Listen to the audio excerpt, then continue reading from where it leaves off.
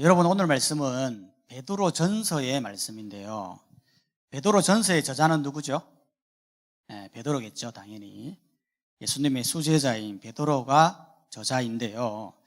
이 베드로 전서를 기록한 배경이 있어요. 그게 뭐냐면 바로 이 로마의 박해 때문이죠. 당시 로마 시대에 기독교인들에 대한 박해가 굉장했잖아요. 특히 유명한 박해가 로마의 대화재인데, 로마의 황제인 네로가요, 평소에 이 미술과 건축에 대해서 굉장히 관심이 많았다고 합니다. 그래서 늘 하던 말이 로마 시내를 새롭게 건설하고 싶다, 그런 말들을 굉장히 많이 했다고 해요. 그러던 중에 로마시에 불이 났는데 이 불이 엄청난 불이었죠. 당시에는 로마 자체가요, 골목이 굉장히 좁고 집도 따닥따닥 붙어 있었기 때문에, 또 옷감을 주로 많이 생산하는 지역이다 보니까 불이 삽시간에 번지면서 무려 6일 동안 도시가 불탔어요.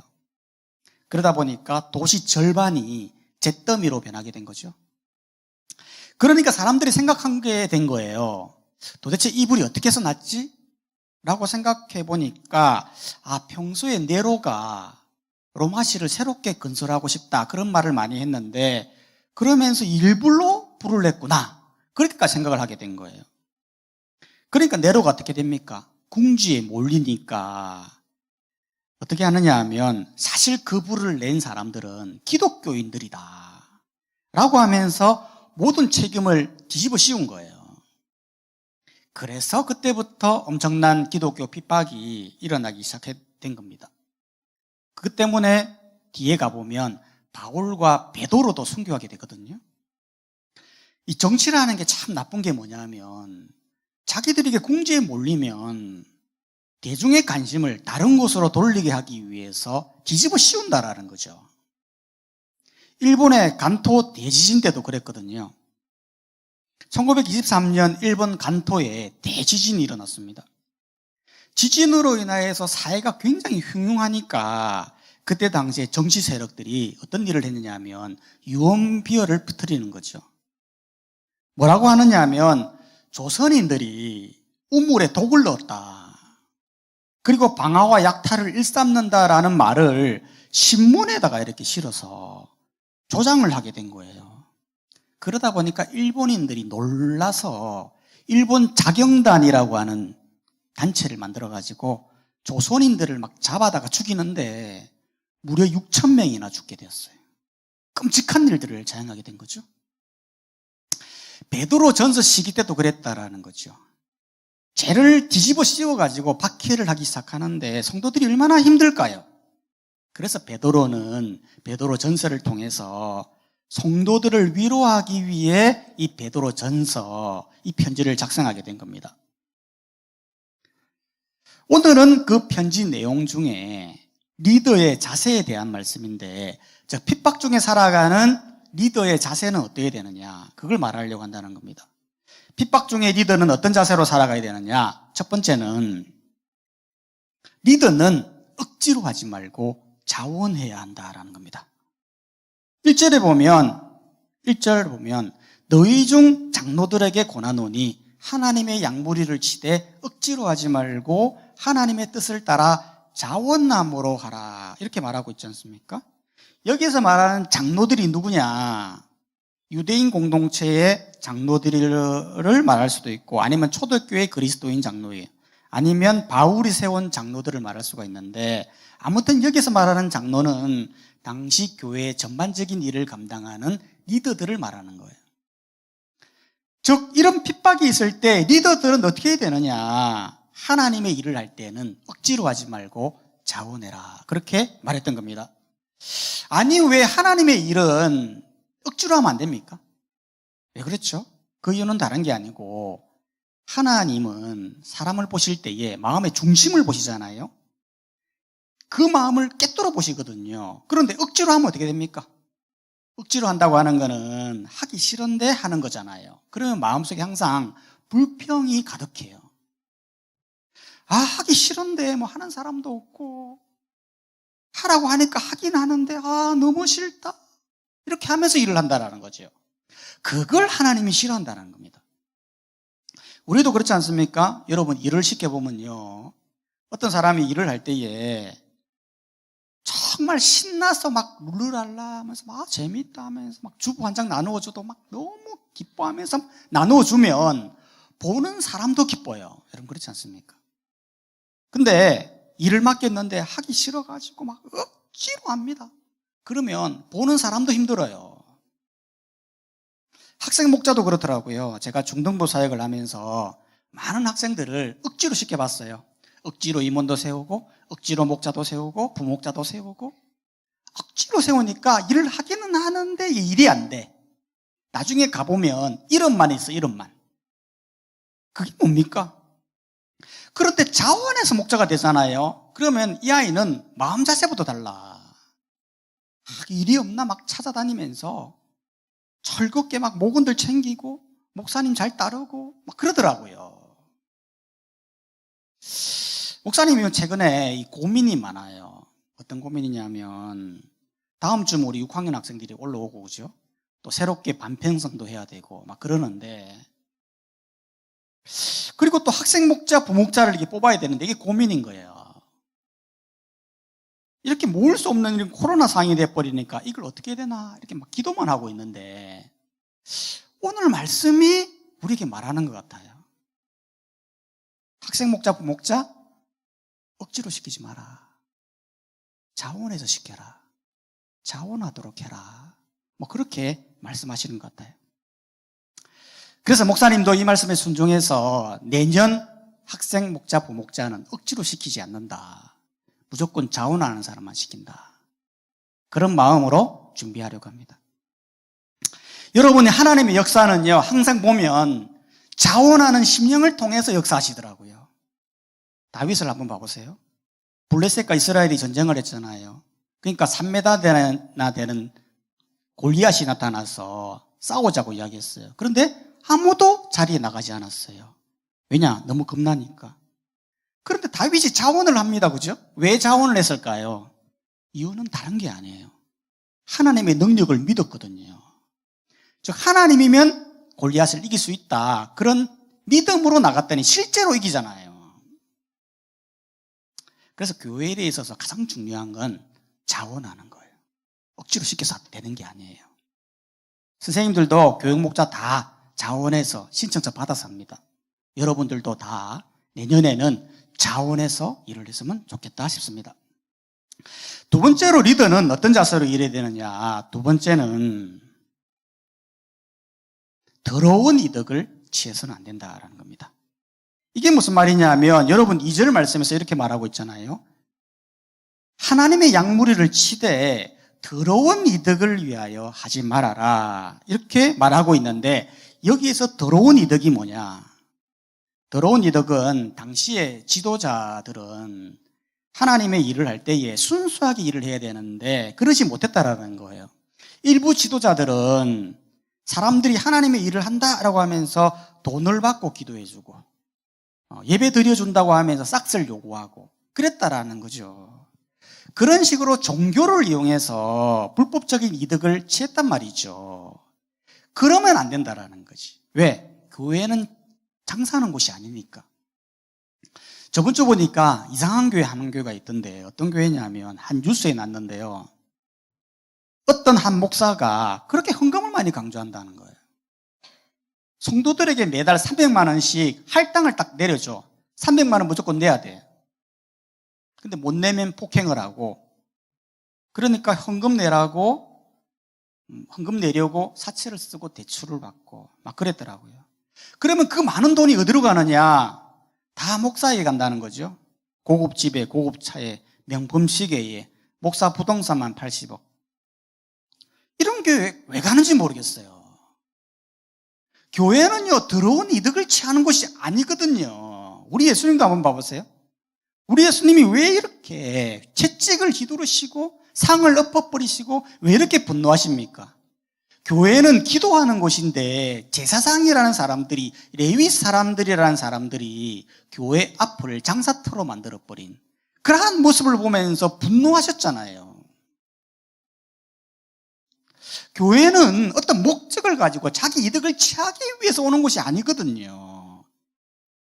그런데 사람들은 그걸 잘 모르더라고요. 목사님이 이전에 큰 교회에서 있었는데요. 큰 교회에 있다 보니까 어떤 일이 있었냐면 교회 앞 주변에 상가가 있잖아요. 그러면 상가에서 개업을 합니다.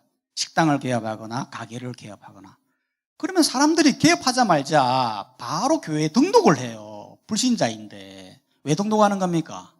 등록하면 교인들이 와서 밥을 먹어줄 거다. 그 생각하고 등록하는 거죠. 그래서 아무리 복음을 외쳐도 아무리 교회 오래도 안 와요. 너무 안타까운 거죠. 우리도 마찬가지라는 거예요. 하나님의 일을 할 때는 순수하게 일을 해야 되지 어떤 이득을 취하기 위해서 일을 하면 안 된다라는 겁니다. 내가 일을 하면 어떤 이득이 되겠지. 내가 일을 하면 우리 엄마가 좋아하겠지. 선생님이 좋아하겠지. 내가 찬양팀에 들어가면 내 재능이 좋아지겠지. 그런 의도로 하면 안 된다고요. 순수하게 하나님을 위해서 일해야 된다라는 것입니다. 그게 바로 목자의 리더의 자세이다라는 것을 말해주고 있는 것입니다. 세 번째로 리더는 어떤 자세로 일해야 되느냐? 세 번째는 본이 되어야 된다라는 겁니다. 여러분 3절에서 말을 하잖아요. 맡은 자들에게 주장하는 자세를 하지 말고 양무리의 본이 되어지라. 여기에서 주장하는 자세가 뭐냐면 쉽게 말해 상대를 지배하려고 하는 마음이에요. 보통 리더가 되면요 자기 말을 잘 따라야 하기 때문에 상대를 이렇게 지배하려고 한다고요. 상대에게 명령을 내리고 규율을 만들어가지고 통제하고 말 안 들으면 야단치고 막 그렇게 한단 말이지. 세상은 그렇게 해요. 그런데 교회는 그런 곳이 아니에요. 교회는 어떤 곳이냐? 본이 되는 곳이에요. 왜 본이 되어야 되느냐? 그건 다른 게 아니고 교회의 구성원들은 다 양과 같기 때문에 그래요. 3절에서 말하잖아요. 양무리의 본이 되라. 즉 교회를 구성하는 성도들은 다 양과 같다라는 거죠. 도대체 양과 같다라는 게 뭐예요? 우리 예수님도 참된 목자에 대해서 말씀하시면서 양의 특징에 대해서 말씀해 주셨잖아요. 요한복음 10장에 보면 이렇게 말하고 있어요. 양은 그의 음성을 듣나니 그가 자기 양의 이름을 각각 불러 인도하여 내는데 목자가 앞서가면 양들이 그의 음성을 아는 거로 따라온다. 즉 양은 눈이 나쁘잖아요. 그렇기 때문에 목자의 음성을 듣고 따라간다라는 거예요. 즉 목자가 하는 대로 한다라는 거예요. 그러니까 목자가 얼마나 중요합니까? 목자가 양들아 이리 와 하고 이쪽으로 가면 이쪽으로 가고 저쪽으로 가면 저쪽으로 가고 심지어 낭떠러지까지 가도 양들은 그냥 따라오는 거예요. 목자가 하는 대로 양들은 따라하게 된다. 그 말이죠. 그렇기 때문에 교회도 마찬가지입니다. 여러분 이 영적인 세계는요 혼자서 다 할 수 없어요. 그렇잖아요. 다 깨달을 수 없어. 그러다 보니까 교회에 오면 제일 먼저 누구를 보느냐 하면 리더를 보는 거죠. 나보다 신앙생활 많이 한 사람들, 목자, 리더 이런 사람들을 딱 본단 말이야. 그러니까 저 사람을 보고 아 신앙생활은 저래 하는구나. 아 기도는 저렇게 하는 거구나. 아 말씀은 저렇게 보는구나. 그걸 보고 따라한다라는 거죠. 그랬기 때문에 앞서 신앙생활하는 사람들, 목자, 리더 이런 사람들이 굉장히 중요하다는 거죠.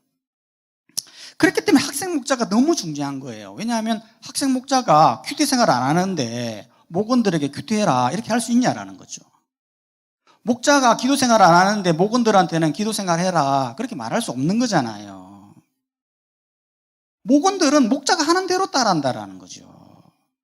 그렇기 때문에 교회는 지시한다고 말로 한다고 움직이는 공동체가 아니에요. 교회는 아무 말 안 해도 그냥 삶으로 본으로 살면 돼요. 그러면 따라오는 거예요. 그게 교회예요. 말이 난무한다고 되는 게 아니에요. 여러분 성도가 목자로 리더로 산다고 하는 거 이게 가벼운 것 같아도 그렇지 않아요. 여러분 사실 굉장한 일이에요. 왜냐하면 4절에서 이렇게 말하고 있잖아요. 양무리의 본이 되라. 그러면 어떻게 되느냐? 그리하면 목자장 우리 예수님이 나타나실 때에 시들지 아니하는 영광의 관을 얻으리라. 여기에서 말하는 영광의 관이 무엇입니까? 이건 로마 당시에 올림픽 경기에서 우승을 하게 되어지면 월계관을 씌워주잖아요. 이런 형태의 것이죠. 즉 선수가 경기에 우승하게 되면 로마 황제가 이 월계수를, 이 멜루관을 직접 탁 씌워주는 거예요.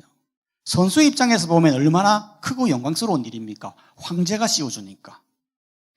그런데 이 월계수는 곧 시들어버리죠. 없어질 존재라는 거죠. 하지만 하나님의 영광의 간은 다르다. 왜? 시들지가 않는다. 시들지 않는. 즉 성도가 목자로 리더로 삶의 본으로 살아가면 하나님께서 직접 영광의 간을 씌워준다. 시들지 아니하는 영광의 간을 씌워준다. 얼마나 영광스럽고 큰 일입니까? 너 정말 이 땅에서 믿음의 본을 보이고 살았구나. 내가 너무 기쁘다. 이리 와라. 영광의 간을 탁 씌워주는 거죠. 얼마나 감격스럽고 얼마나 기쁜 일입니까? 어떤 사람은 말합니다. 아니 천국은 공평한 곳인데 천국에도 무슨 상이 있습니까? 그렇게 말을 하는데 절대 그렇지 않죠. 왜? 하나님이 분명히 이렇게 말하고 있잖아요. 네가 약물의 본이 되면 시들지 않는 영광의 간을 얻게 된다. 하나님이 말씀하셨잖아요.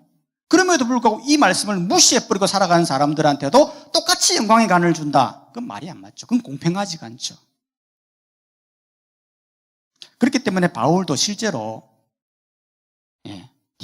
디모데후서에서 이렇게 말했어요. 나를 위하여 의의 면류관을 예비되었으므로 의로우신 재판장이 그날에 내게 주실 것이다. 내뿐만 아니라 주의 나타나심을 사모하는 모든 자들에게도 주실 것이다. 이렇게 말했다는 거죠. 여러분 실제로 천국에는 상이 있습니다. 여러분이 하는 수고와 그 노력이 절대 헛되지 않습니다. 이 땅에서 상은 아무리 받으려고 노력해도 그 받아도 단 하나도 못 들고 가요. 다 내 배로 들고 가야 돼요. 그러나 천국의 면류관은 절대 시들지 아니하고 영원히 빛나는 그 아름다운 면류관을 받게 될 거예요. 누가? 이 땅에서 믿음의 본으로 사는 사람, 목자로 리더로 주님 나라를 위해서 일하는 모든 자들에게 주어지는 상이다라는 것입니다. 그렇기 때문에 내년에는 하나님의 일을 할 때에 억지로 하지 마시고 자원을 하시고, 일을 할 때에는 어떤 이득을 취하기 위해서 하지 말고 순수하게 일을 하시고 모든 부분에 본이 되는 삶을 사셔서 나중에 저 천국에서 하나님의 영광의 면류관을 받는 우리 모든 선생님들, 우리 교육 목자, 우리 학생들 다 되시기를 주님의 이름으로 축복합니다.